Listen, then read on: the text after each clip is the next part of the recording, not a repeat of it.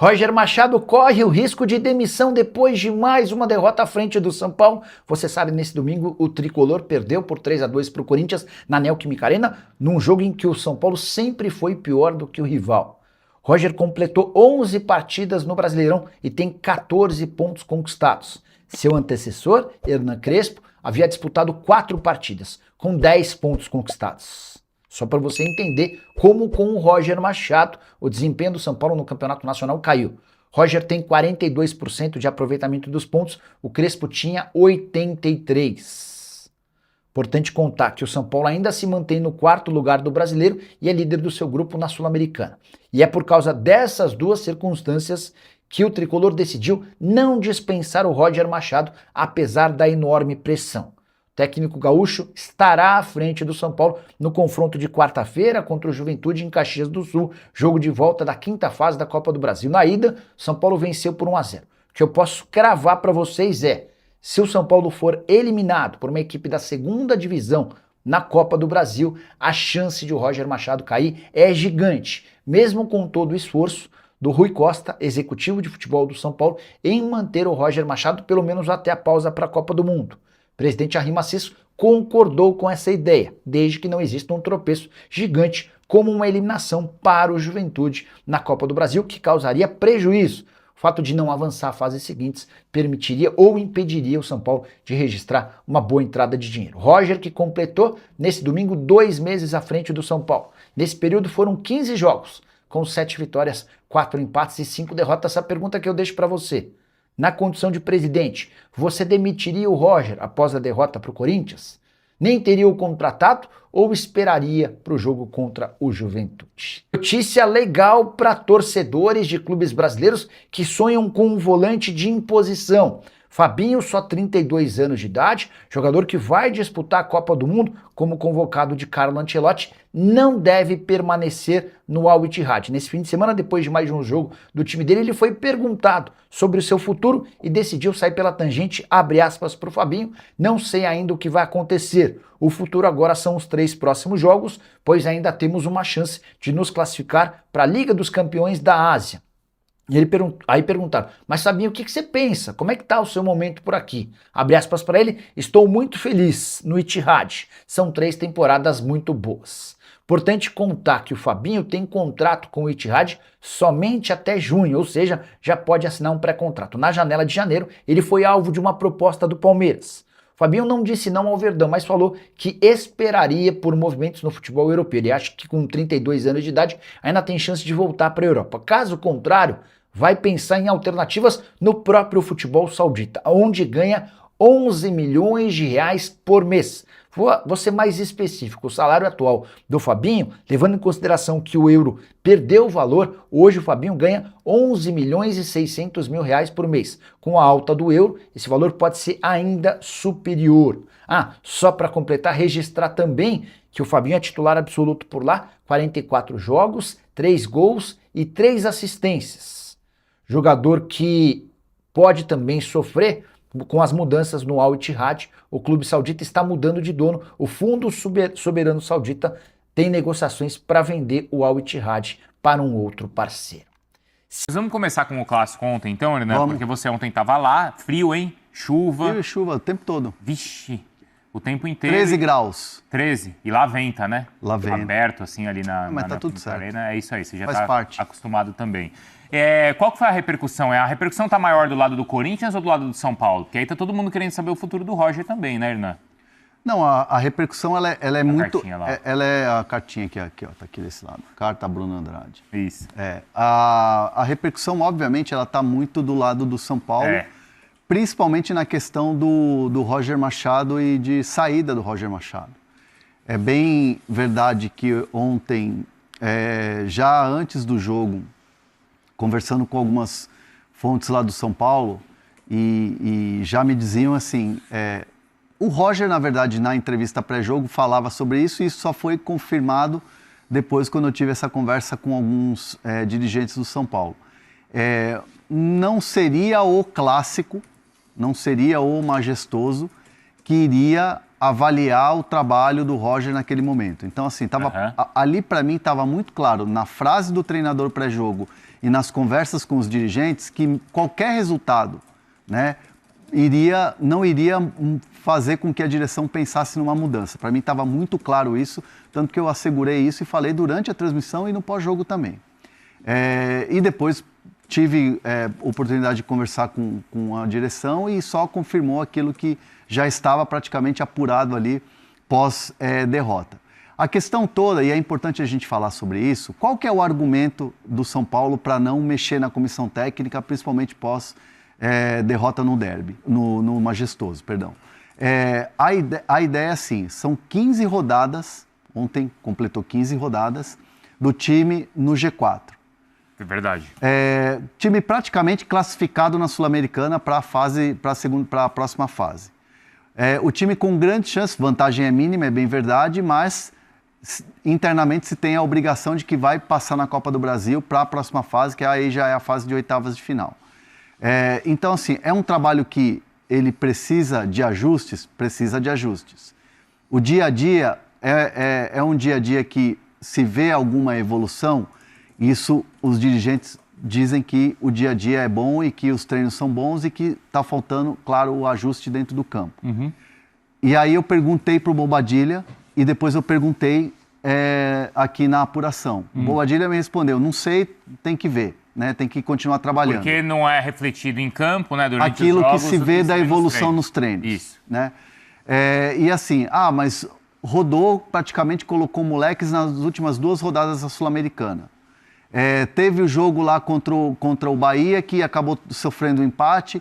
O time, né, sofre principalmente com o segundo tempo, que cai muito de rendimento, e aí é uma questão também dos atletas, é uma questão que aí vai física e tal, e obviamente tem a responsabilidade da comissão técnica e são coisas que são cobradas, segundo a minha apuração. Existe uma cobrança na comissão técnica, mas que uma derrota como foi a de ontem não era motivo para fazer uma mudança na comissão técnica. E assim, a bola que me cantaram é que o São Paulo não deve mexer na comissão técnica até a parada para a Copa. Entendi. E que o São Paulo vai apostar na parada da Copa para fazer os ajustes que tem que fazer no campo, e aí é uma parada maior. Uhum. E, obviamente, a janela de transferências para você poder fazer as contratações pontuais. Então, o São Paulo, a direção de São Paulo, e aí Macis, Rui Costa, Rafinha, segurando o rojão internamente lá no departamento de futebol, mesmo com todas as críticas externas de torcida e até críticas internas, evidentemente. Né? Que os corredores do Morumbi, a gente brinca que eles gritam, falam e pedem, né? E exigem muita coisa.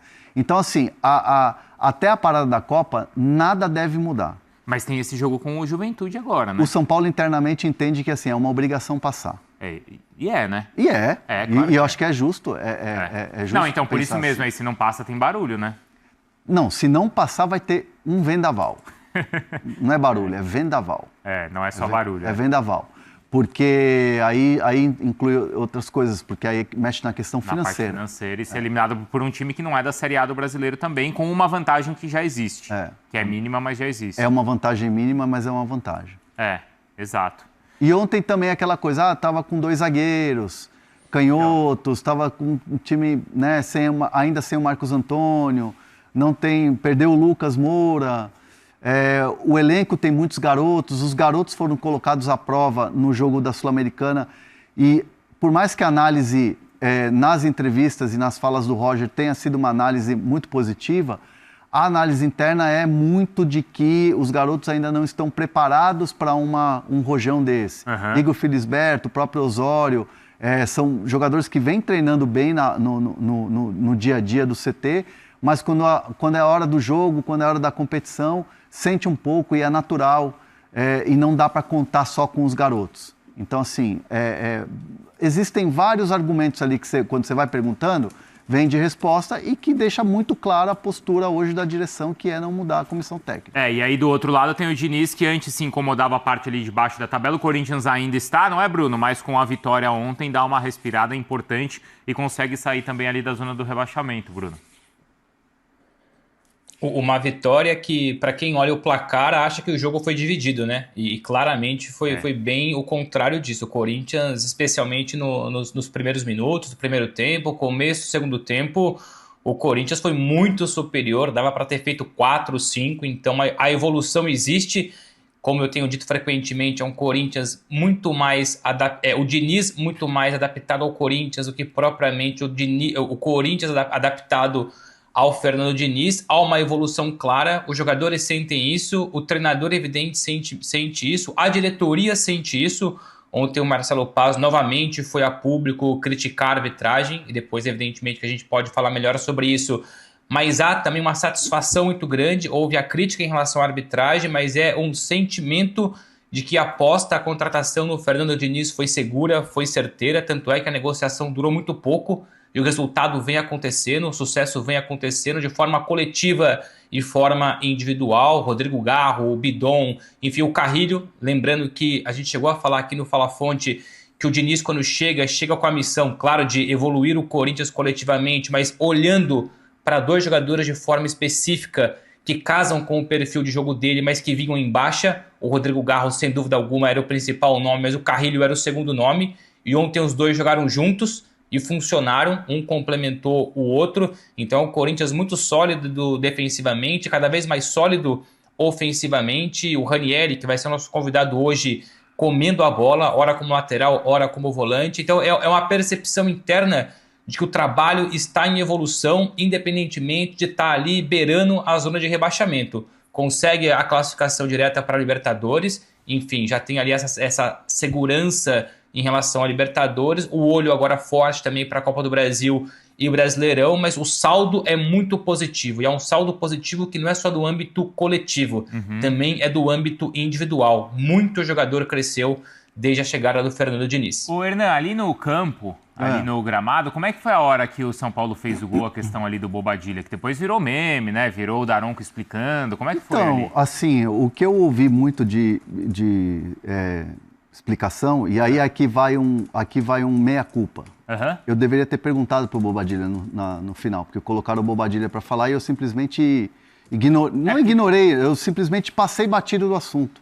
E aí eu faço aqui, a gente fala assim, muito sobre erros e acertos que a gente comete no nosso dia a dia. Ontem foi um erro meu mesmo, de não ter, assumo que eu deveria ter tocado nesse assunto, era super importante. Mas o que eu ouvi ali no banco, e ali depois, naquela confusão toda, e o próprio Bobadilla se justificando para companheiros, era que, assim, não era um gesto provocativo, não era um gesto de, tipo assim, tô tirando onda com o meu adversário, mesmo porque, quando ele vira para o banco, e atrás do banco não tem torcida. Aquele era o setor fechado, é verdade. O setor fechado. Então ele falou assim, cara, o Bobadilla não tem esse perfil. Foi pro banco do tipo, vamos lá, aqui tem... Ele aprendeu demais com aquele episódio na Sul-Americana, na Libertadores. Lembra que o jogador da Venezuela o acusou de xenofobia? Lembro. Venezuelano morto de fome. E aí o Bobadilla até foi julgado, aí teve que fazer um post depois e tal. Correu ali um processo todo da Conmebol. E que, assim, me disseram, o moleque aprendeu demais com aquele episódio, não é muito do perfil dele, é um perfil mais na dele e tal, mais tímido, não faria isso para provocar, e que ele fez aquilo numa coisa tipo para os companheiros. Vamos lá, caramba, aqui tem que ter, tem que ter aquela coisa toda. Que depois é engraçado o Daronco indo lá explicando, né? Fala, pessoal, estamos aí com atualizações importantes do São Paulo. Se inscreva e ative o sininho para receber mais atualizações do Tricolor. Deixe seu like, que é muito importante para o crescimento do canal. Utilize o espaço aqui embaixo para registrar sua opinião. Ficamos por aqui com mais esse giro de notícias. Um abraço e até o próximo vídeo.